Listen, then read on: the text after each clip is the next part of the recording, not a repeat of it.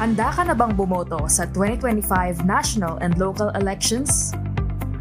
Sa May 12, 2025, boboto tayo para sa senador at party list at para sa mga lokal na opisyal. Ang regular na oras ng botohan ay mula alas 7 ng umaga hanggang alas 7 ng gabi.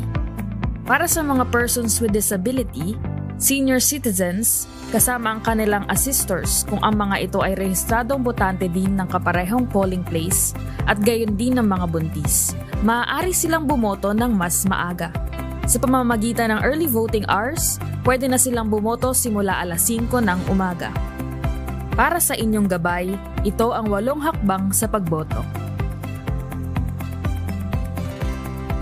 Una, lumapit sa electoral board at sabihin ang inyong pangalan, precinct number at sequence number.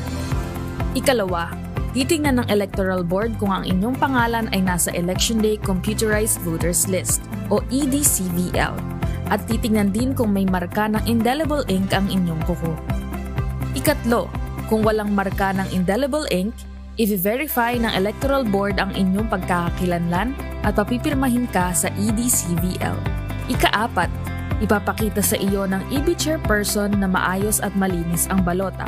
Ilalagay niya ito sa ballot secrecy folder at ibibigay sa iyo kasama ang marking pen.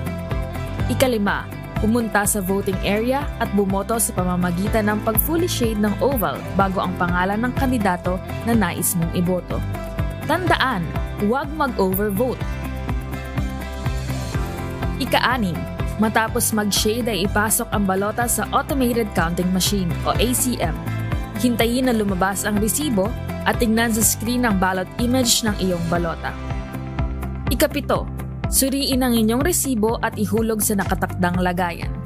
Ibalik ang folder at marking pen. At ang huli, magpalagay ng indelible ink sa kuko ng kanang hintuturo. Lumabas na ng polling place pagkatapos bumoto. O diba, madali lang. Kaya bumoto na sa makabagong halalan para sa makabagong Pilipino. Isang paalala mula sa Commission on Elections. Para sa karagdagang impormasyon, bisitahin ang mga official social media accounts ng COMELEC.